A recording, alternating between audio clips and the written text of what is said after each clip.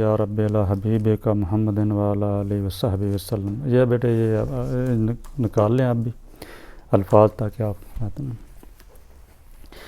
یہ جاوید نامہ انشاءاللہ العزیز ہم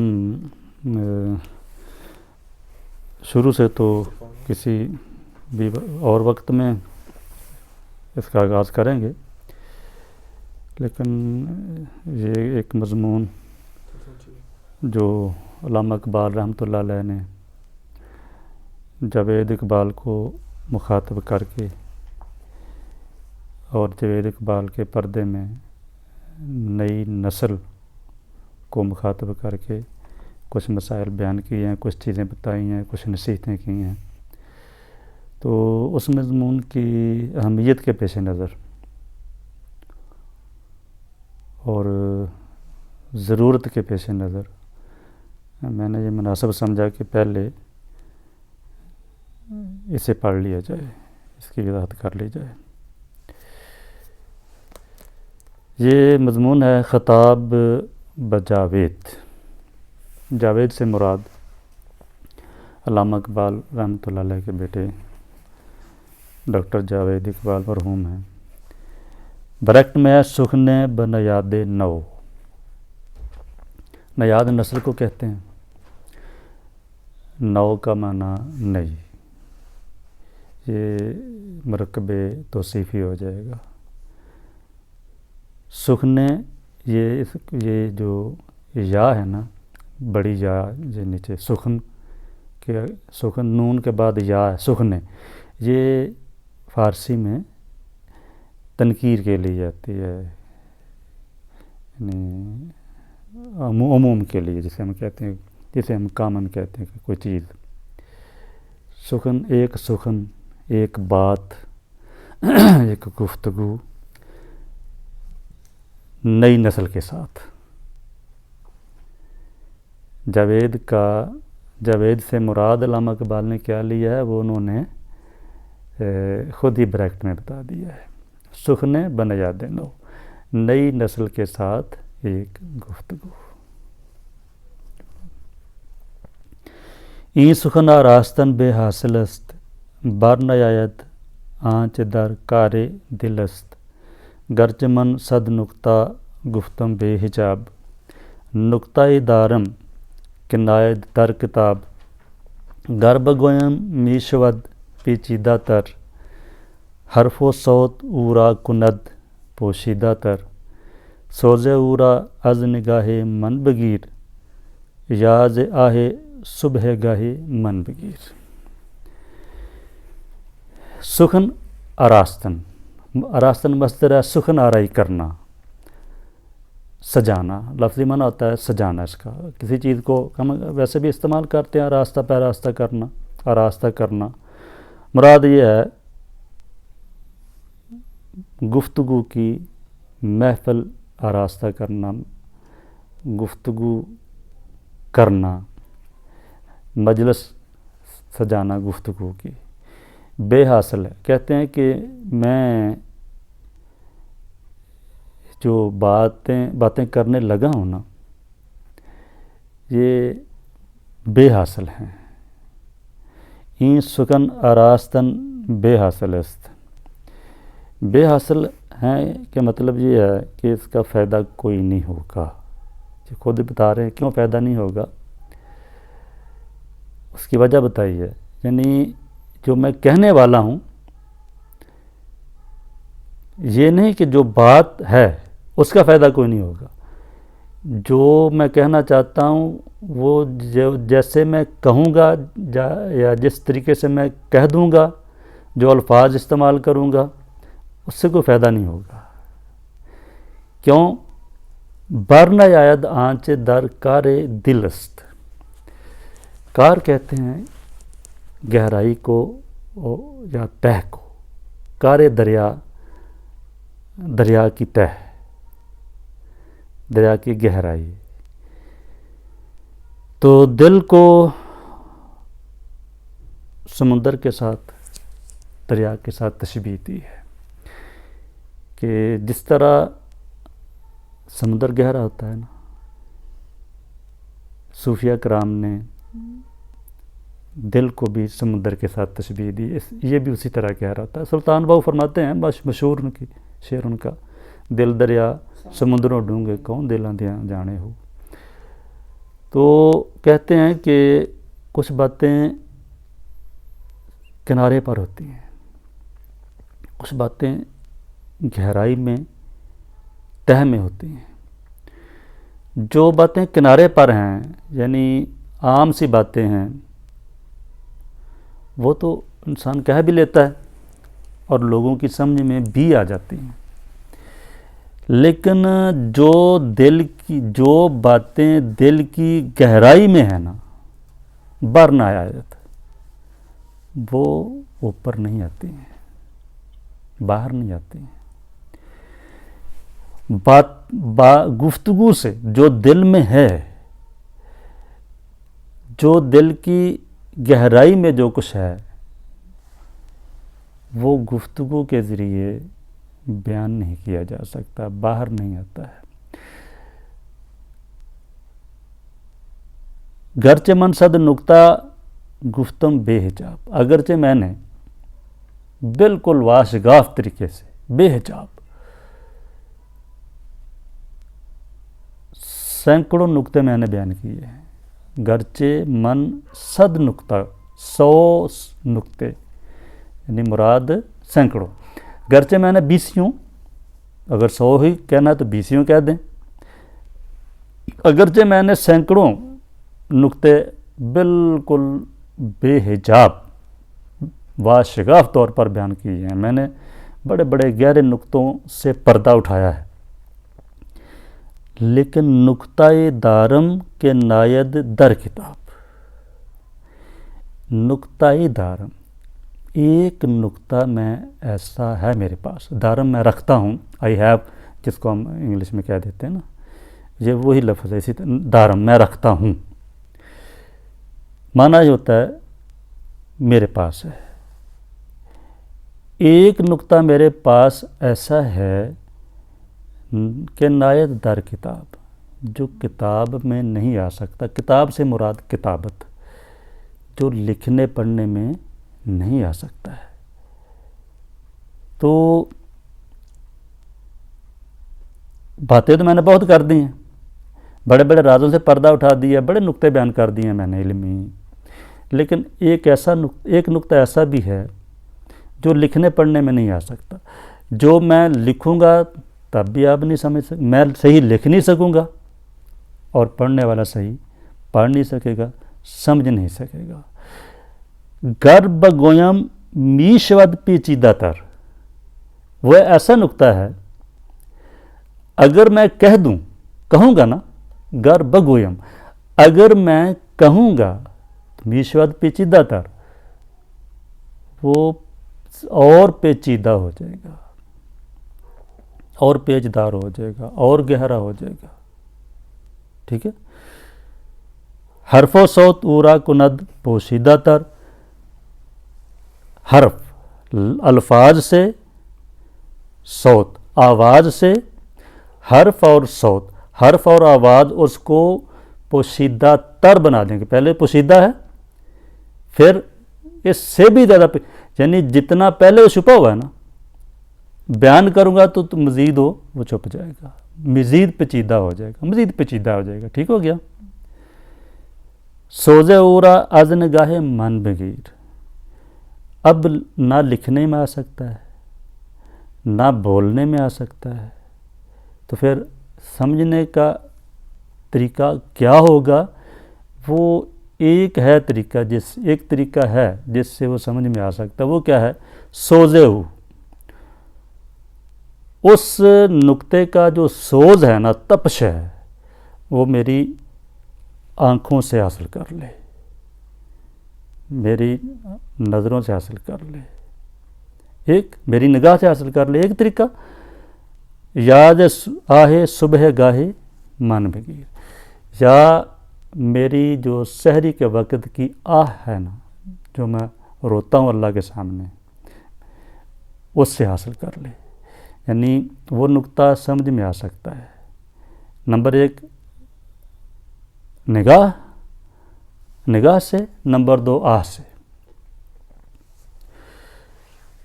ان 4 شعروں میں انہوں نے ایک اہم بات کر دی ہے۔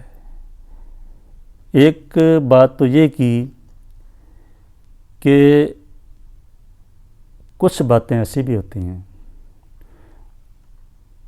جو دل میں ہوتی ہیں، انسان ان کے بارے میں سوچ سکتا ہے، ان کی حقیقت جانتا ہے، لیکن بیان نہیں کر سکتا، بیان میں نہیں آ سکتی وہ۔ ستم یہ ہوتا ہے کہ اگر لفظوں کے ساتھ انہیں بیان کیا جائے تو وہ مزید پیچیدہ ہو جاتی ہیں، مزید مشکل ہو جاتی ہیں، ٹھیک ہے؟ اس لیے لکھنے سے، بولنے سے وہ سمجھ میں نہیں آ سکتی۔ یہ ایک قاعدہ ہے، یہ کلیہ ہے۔ اہل علم، اہل تصوف، اہل معرفت اس بات پر متفق ہیں کہ ایسا ہے، ایسا ہو سکتا ہے۔ بانسری جو کچھ کہہ رہی ہے، ٹھیک ہے، اونچے اور نیچے سروں میں، اپنے زیر و بم میں جو کچھ بانسری کہہ رہی ہے، اگر میں کہنا شروع کر دوں، اگر میں وہ خود کہہ دوں، اس کی وضاحت کر دوں تو کہتے ہیں کہ یہ دنیا درہم برہم ہو جائے گی۔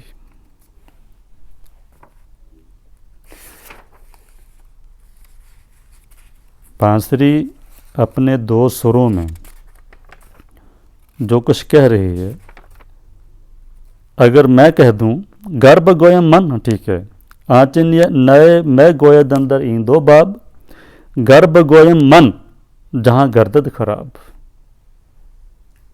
اپنے زیر و بام میں جو کچھ کہہ رہی ہے، اگر میں وہ کہہ دوں، اس کی وضاحت کر دوں میں، تو کائنات کا نظام درہم برہم ہو جائے گا۔ یہ ایسا ہے، ٹھیک ہے۔ بلے شاہ فرماتے ہیں گر جے ظاہر کراں اسرار تائیں، جے ظاہر کراں اسرار تائیں، سب بھل جاون تکرار تائیں، پھر مارن بلے یار تائیں۔ اتنے مخفی گل سہندی ہے، منہ آئے گل نہ رہندی ہے۔ اگر کہتے اگر میں اسرار بتا دوں نا، اگر میں اسرار کو ظاہر کر دوں تو پھر یہ تکرار جو ہو رہے ہیں نا، سوال ہو رہے ہیں، جواب ہو رہے ہیں، تکرار ہو رہا ہے، ٹھیک ہے نا، لے دے ہو رہی ہے، گفتگو میں بحثیں ہو رہی ہیں، سب بھل جاون تکرار تائیں۔ کسی راز اگر سمجھ میں آ جائے نا، دیکھ لے کوئی راز، ظاہر دیکھ لے، تو پھر بحثیں اس وقت تک ہوتی ہیں جب تک راز سمجھ میں نہیں آتا، پتہ نہیں چلتا کسی کو۔ لیکن اگر میں راز ظاہر کر دوں تو پھر میری خیر نہیں۔ ایک بات تو یہ ہے کہ سب بھل جاون تکرار تائیں، دوسری بات یہ بھی ہے کہ پھر مارن بلے یار تائیں، پھر مجھے نہیں چھوڑیں گے، جو بھی راز افشا کر دے گا وہ مارا جائے گا۔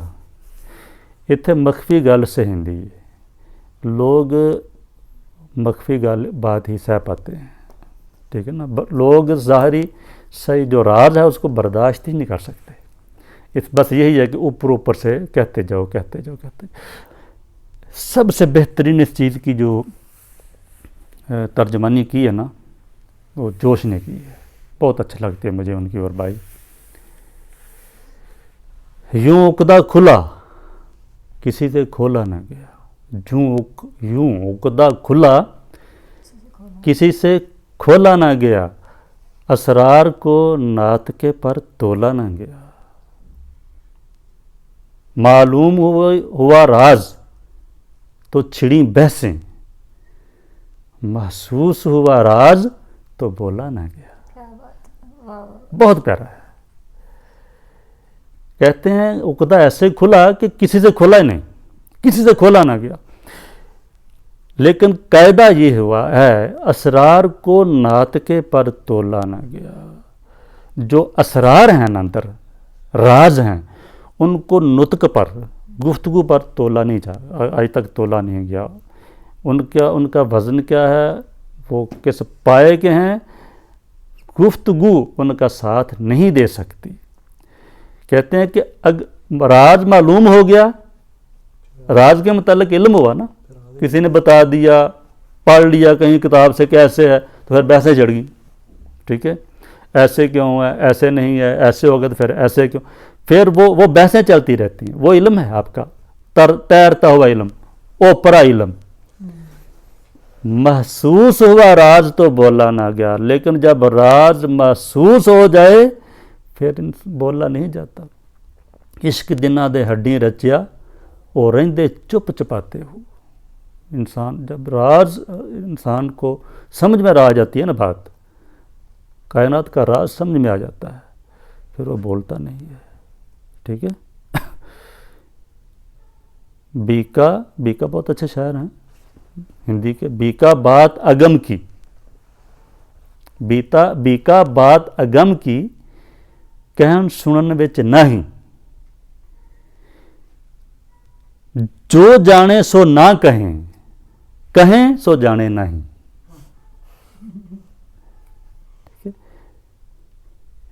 جو غیب کی بات ہے نا بیٹا, جو غیب کی بات ہے وہ کہنے سننے میں نہیں آ سکتی ہے. ٹھیک ہے, یہ جان رکھیں آپ کہ جو کہہ رہے ہیں نا وہ جانتے نہیں ہیں,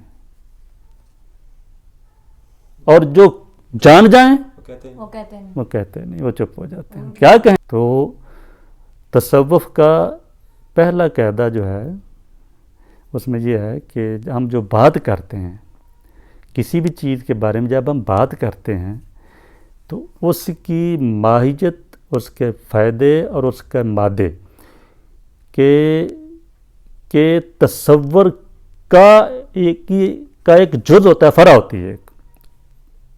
کسی بھی چیز کے بارے میں جب ہم بات کرتے ہیں, کسی بھی حقیقت کے بارے میں جب ہم بات کرتے ہیں, اس حقیقت کی ماہیت کے تصور کے فرع ہوتی ہے. ہماری بات ہو ماہیت کے تصور کی فرع کا ایک شعبہ ہوتا ہے. ماہیت کیا ہے, اصل میں وہ چیز ہے کیا, وہ بیان ہی نہیں ہو سکتی. ٹھیک ہو گیا. تو کہتے ہیں یہ ایک نقطہ ایسا ہے جو میں آج تک بیان نہیں کر سکا. وہ نقطہ بیان الفاظ کے ساتھ ہو ہی نہیں سکتا ہے. نقطہ کیا ہے؟ وہ توحید کا نقطہ ہے. آگے بتا رہے ہیں. توحید ایک ایسی چیز ہے اللہ تعالیٰ کی یہ انسان محسوس کر سکتا ہے. جو اس کے رنگ میں رنگا جاتا ہے نا, اس کے اندر سے اس کی خوشبو تو پھیلنی شروع ہو جاتی ہے. الف اللہ چمبے دی بوٹی مرشد من میرے وچ لائی ہو. تو یہ جب یہ بوٹی اندر لگ جاتی ہے نا, پھر خوشبو آنا شروع ہو جاتی ہے. بولتا نہیں ہے وہ, پھر خوشبو کہتی نہیں ہے کہ میں خوشبو ہوں. ٹھیک ہے. تو کہتے ہیں کہ توحید ایک ایسی بات ہے, یہ سمجھانے والے سمجھا رہے ہیں لیکن کوئی سمجھا نہیں سکتا ہے. الفاظ ہیں رٹے ہوئے ہیں, ڈیفینیشنز ہیں رٹی ہوئی ہیں, بولنا جانتے ہیں, بولتے جا رہے ہیں. توحید کے دعوے دار, توحید پر تقریریں کرنے والے, توحید کا درس دینے والے مانگتے پھر رہے ہیں ساری دنیا سے. ٹھیک. اور وہ ایک درویش ہے جو توحید جان جاتا ہے, نہ وہ کسی کے سامنے ہاتھ پھیلاتا ہے, نہ وہ کسی سے مانگتا ہے, نہ وہ کسی کے در پر جاتا ہے, نہ کسی کی تعریف کرتا ہے, کچھ بھی نہیں کرتا. تو توحید ایک سمجھنے والی بات ہے. جس کی سمجھ میں آ گئی وہ خاموش ہو جاتا ہے, وہ پھر بولتا نہیں ہے. ٹھیک ہو گیا. تو کہتے ہیں توحید سمجھنے کی دو صورتیں ہیں. ایک ہے سوزے اورا آز نگاہے من بگیر, میری نظر سے اس کا سوز, اس کی تپش محسوس کر. نگاہ سے مراد کیا ہے؟ تیرا علاج نظر کے سوا کچھ اور نہیں. نظر سے مراد کیا ہے؟ نگاہ سے مراد کیا ہے؟ صحبت مرشد. ٹھیک ہے. یہ میری نگاہ سے حاصل کر کے کیا مطلب ہے اقبال کہتے ہیں میری بیعت کر لے، نہیں، مقصد یہ ہے مرشد پکڑو جو توحید کو سمجھ چکا ہو، توحید پر تقریریں نہ کرتا ہو، جو توحید کو سمجھ چکا ہو، ایسا مرشد ڈھونڈو، ایک بات، ٹھیک ہے۔ دوسری بات یہ ہے کہ جسے ہم آہ سحر گاہی کہتے ہیں، اللہ کے سامنے گرو، رات کے پچھلے پہر اٹھو، اندھیرے میں گرو اللہ کے حضور، اور اس کا دروازہ کھٹکھٹاؤ اور اللہ سے کہو کہ اے اللہ مجھے اپنی طرف آنے کا راستہ دکھا دے، میری رہنمائی کر دے۔ تو جو دو صورتیں ہیں، تقریروں سے توحید نہیں ملتی ہے، توحید کا علم حاصل ہوتا ہے تقریروں سے، ٹھیک ہے۔ یہ سب جتنی بھی تقریریں کرتے ہیں نا، ان کو توحید کا جو مضمون ہے نا وہ آتا ہے۔ اب وہ چیز کہتے ہیں، وہ نقطہ جو میں لکھ نہیں سکتا، لکھ سکتا ہوں لیکن جب لکھوں گا مزید پیچیدہ ہو جائے گا، بولوں گا تو مزید پیچیدہ ہو جائے گا، کیونکہ بیان نہیں کیا جا سکتا نا جی، جو کار دل میں ہے وہ بیان نہیں کیا جا سکتا۔ حضرت چلو مزید وضاحت کر دیتے ہیں اس کی۔ حضرت ابو ہریرہ رضی اللہ تعالیٰ عنہ فرماتے ہیں، بخاری شریف کی جو روایت ہے کہ حفظت من رسول اللہ صلی اللہ علیہ وآلہ وسلم وعین فاما احدہما فبسستہ فیما بینکم واما الاخر فلو بسستہ لقطع ھذا الحلقوم۔ کہتے ہیں میں نے رسول اللہ صلی اللہ علیہ وسلم سے 2 برتن لیے ہیں علم کے، 2 برتن حاصل کیے ہیں۔ ایک برتن کا تو میں نے ڈھکنا کھول دیا، ٹھیک ہے، وہ اس کے اندر جو کچھ تھا میں نے تمہارے سامنے بکھیر دیا، وہ ہاں وہ ایک علم ہے۔ لیکن دوسرا برتن جو ہے، علم کی جو دوسری قسم میں نے رسول اللہ صلی اللہ علیہ وسلم سے حاصل کی ہے، اگر وہ اس کے بارے میں بولوں، اگر میں وہ بتانا شروع کر دوں لقطع ھذا الحلقوم، تو میرا گلا کاٹ دیا جائے گا، پھر مارن بلے یار تائیں، ٹھیک ہے، پھر مجھے چھوڑو گے نہیں تم لوگ۔ تو ایسا ہی ہے، یہ راز اگر کسی کے منہ سے نکل گیا یا جو کوئی راز پا گیا، لوگوں نے اسے پاگل کہا، لوگوں نے اس کو پٹے مارے، لوگوں نے ان کو سولی پر چڑھا دیا، ان کو قتل کر دیا، ٹھیک ہے، یہ بہت مشکل کام ہے۔ یہ تو وہ کیا نکتہ ہے، وہ کہتے ہیں معذرت درس نخستی باتو داد غنچائے تو آدنسی میں وہ کشاد۔ اے میرے بیٹے، معذرت تیری والدہ نے، تیری ماں، نخستین یا نخستین پہلا، اولین جسے ہم کہتے ہیں، درس نخستین سے اولین، پہلا درس، تیری ماں نے تجھے پہلا درس دیا ہے، پہلا درس تجھے تیری ماں نے دیا۔ گنچا ہے تو ادنسی میں اوکشا، تیرے دل کا گنچا کلی تیری ماں کی باد نسیم سے چٹکی، مسکرائی، ٹھیک ہے، تیری کلی جو ہے، تیرا گنچا کیسے کھلا، تیری والدہ کی باد نسیم سے، صبح صبح جو شام کو جو چلتی ہے ہوا، ٹھیک ہے، ہاں، کشاد کھلا، کشودن کھولنا، کشادن کھولنا، ٹھیک ہے، کشاد لکھا ہاں غاف سے لکھا ہاں، نہیں کشاد، ہاں کشود کشاد کھولا، کھلا، فارسی۔ تو کہتے ہیں کہ تیری والدہ نے پہلا سبق تجھے دیا، یا تجھے پہلا سبق تیری والدہ نے دیا، تیرے دل کا گنچا، تیری کلی تیری اس کی باد نسیم سے کھلی۔ اد نسیم اترائی رنگو بوست اے متائے ماں بہائے تو ازوست۔ اد نسیم او، تیری والدہ کی باد نسیم سے تجھے یہ رنگ و بو ملی ہے، تجھ میں جو رنگ پیدا ہوا، تو ایک پھول ہے نا ہمارے گلشن کا، ہمارے صحن کا، تجھ میں جو رنگ پیدا ہوا اور تجھ میں جو خوشبو پیدا ہوئی وہ تیری والدہ کی تربیت سے ہوئی، تیری ماں کی طرف سے ہوئی، ٹھیک ہے. اے متائے ماں بہائے از تو بہائے ماں بہائے تو از اوست، اے متائے ماں، اے ہماری متا، بیٹا متا ہے گھر کی، ٹھیک ہے، مال ہے، سب کچھ ہے، ساز و سامان ہے گھر کا. اے ہمارے ساز و سامان، اے ہماری متا. بہا کا معنی ہوتا ہے قیمت. متائے بے بہا ہے درد و سوزے آرزو مندی. بے بہا بغیر قیمت، جیسے انمول، جسے ہم کہتے ہیں انمول، جیسے کہ کوئی قیمت نہ ہو.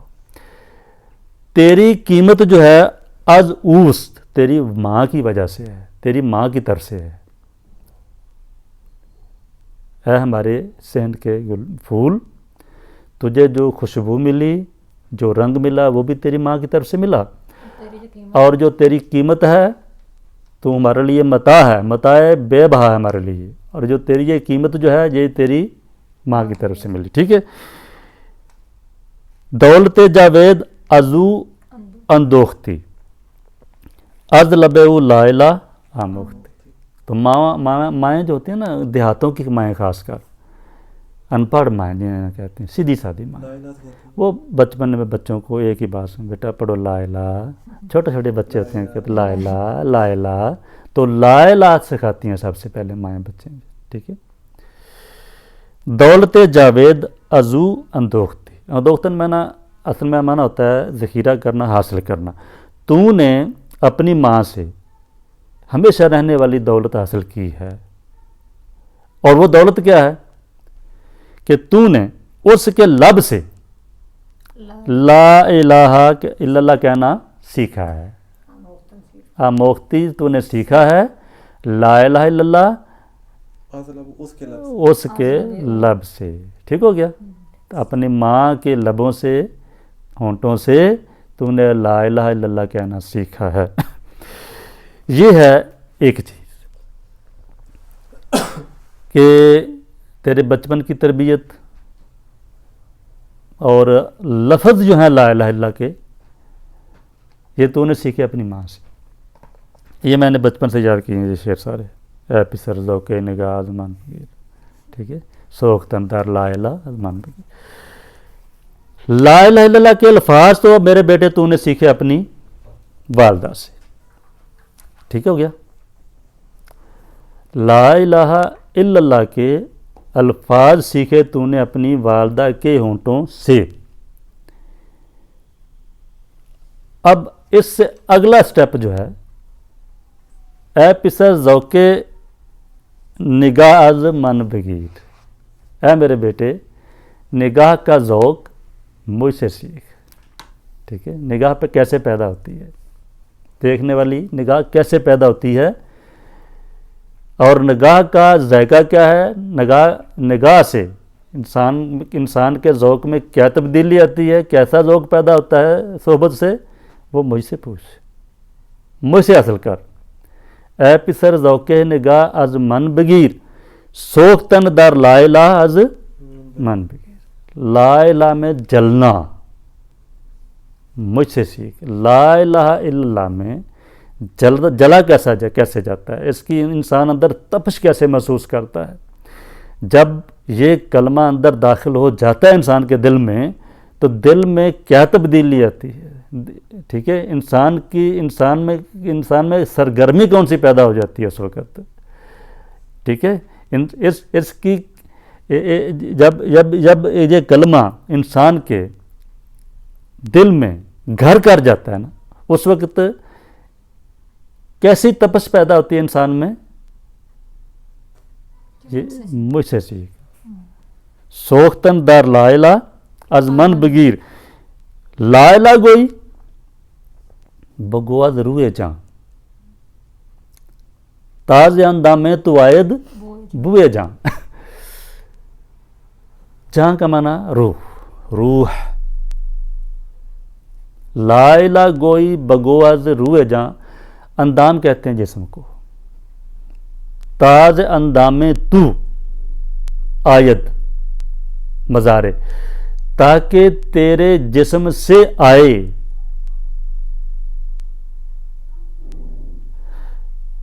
کیا آئے؟ بوئے جہاں روح کی خوشبو آئے. لا الہ گوئی تو لا الہ کہتا ہے، کہنا ہے تو بگو از روئے جہاں، جان سے روح کی، روح اپنے روح سے کہہ، اس کو روح کی گہرائیوں سے کہہ، اس کو زبان سے نہیں. جب روح کی گہرائیوں سے کہے گا نا تو لا الہ الا اللہ، کیوں کہنا ایسے؟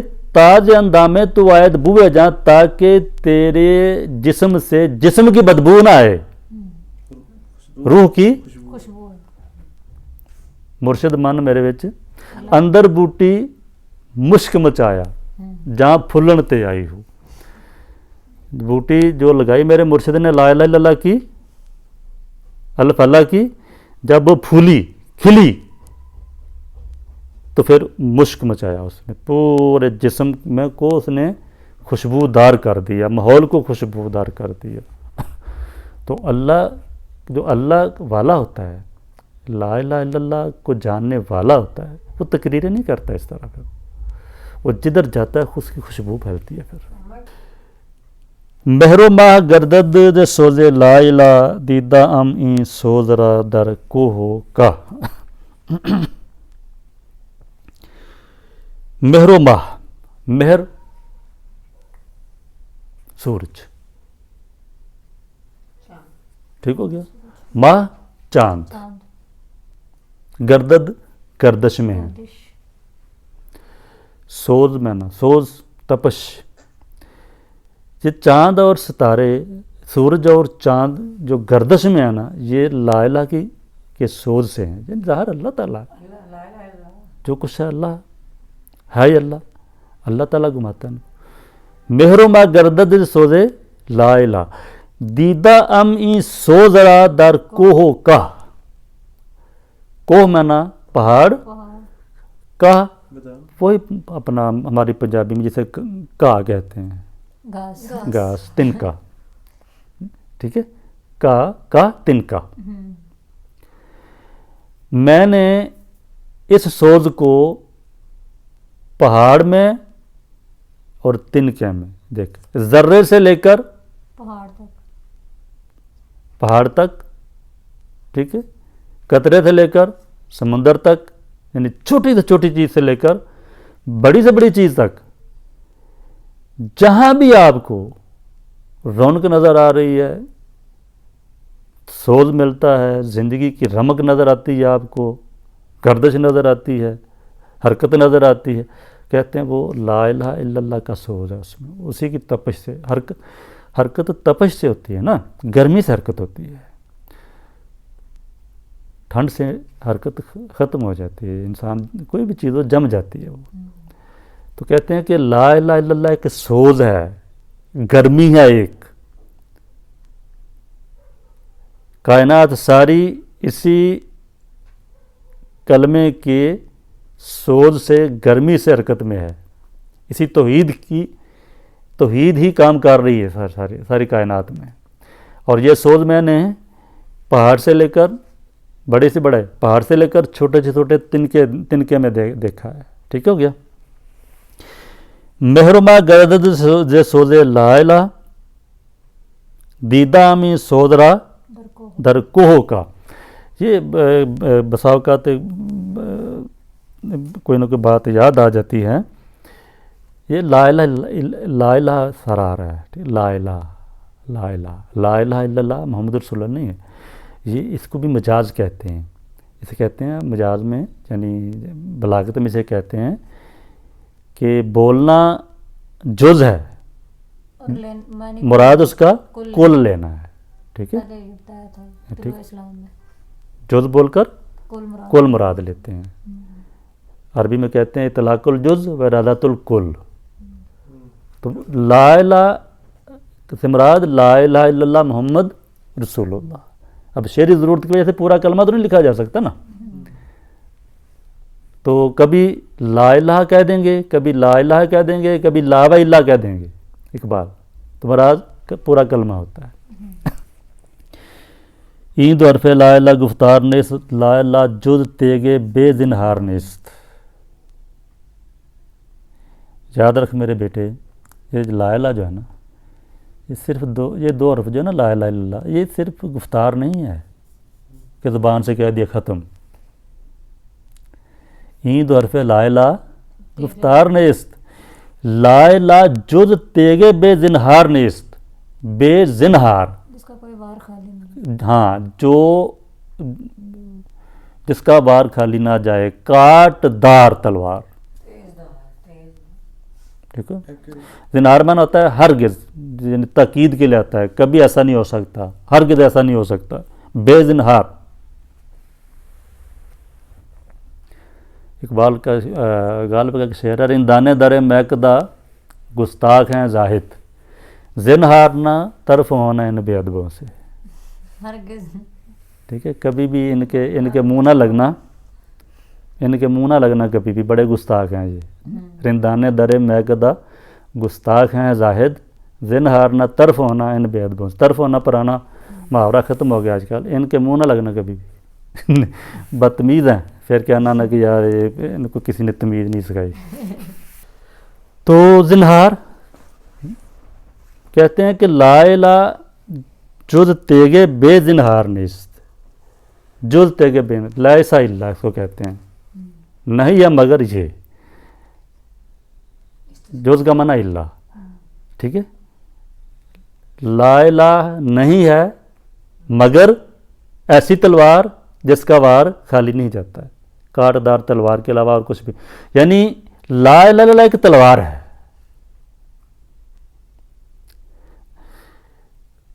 جب انسان یہ تلوار اس کے ہاتھ میں آ جائے نا، پھر کچھ بھی نہیں ہے اس کے سامنے،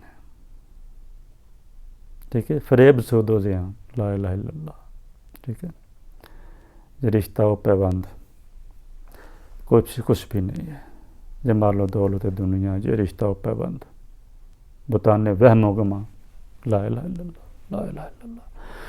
مرزا غالب کہتے ہیں تیگے لا بیا، تیگے لا بیار کی این شرک فی الوجود، کردے راہو سینہ ایواں برابر است،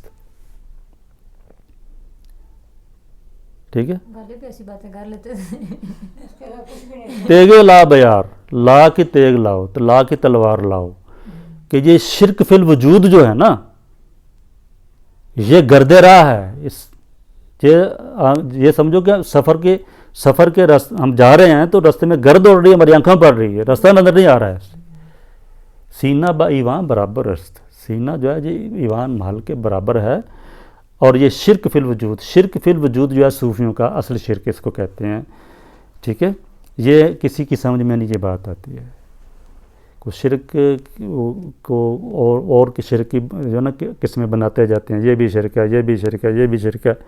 صوفی کہتا ہے کہ جب عبادت کرنا نہ کسی کو اور کرنا شرک ہے، یہ کرنا شرک ہے، یہ کرنا شرک ہے، تو اللہ کے مقابلے میں اپنا وجود کیوں رکھتے ہو تم؟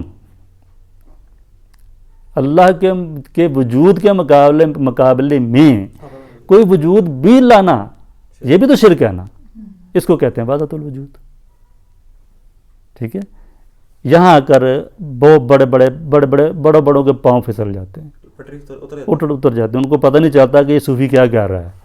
وہ کہتا ہے کہ جب تم کہتے ہو کہ اللہ کے مقابلے میں کسی اور کی عبادت کرنا شرک، اللہ کے مقابلے میں کسی کو خدا ماننا شرک، یہ کرنا شرک، یعنی اللہ کی کسی بھی صفت میں جب دوسرے کسی بھی چیز کو اس کا ہم پلا بنا دیا جائے تو وہ شرک ہو جاتا ہے، اس کے مقابلے میں کوئی چیز لانی ہی نہیں، تو پھر وجود بھی تو جب کہو گے کہ اللہ بھی موجود ہے، جب کہو گے اللہ بھی مالک ہے، یہ بھی مالک ہے، تو شرک ہو جائے گا، کہو گے اللہ بھی خدا ہے، یہ بھی خدا ہے، تو شرک ہو جائے گا۔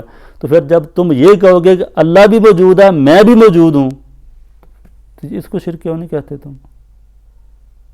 ٹھیک ہے، یہاں آ کر پھر وہ ایک نئی بحث کھول جاتی ہے۔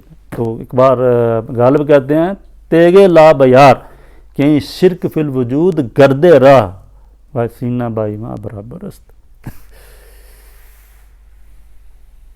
سلطان باہو کا ایک شعر اسی طرح کا، چوں تیگے لا بدستاری تنہا بیاچے غمداری، مجو از غیر حق یاری کہ لا فتح اللہ. جب لا کی تیگ تمہارے ہاتھ میں آ جائے، لا کی تیگ ہاتھ میں پکڑ، لا کی تلوار ہاتھ میں پکڑ لو تو تنہا بیاچے غمداری.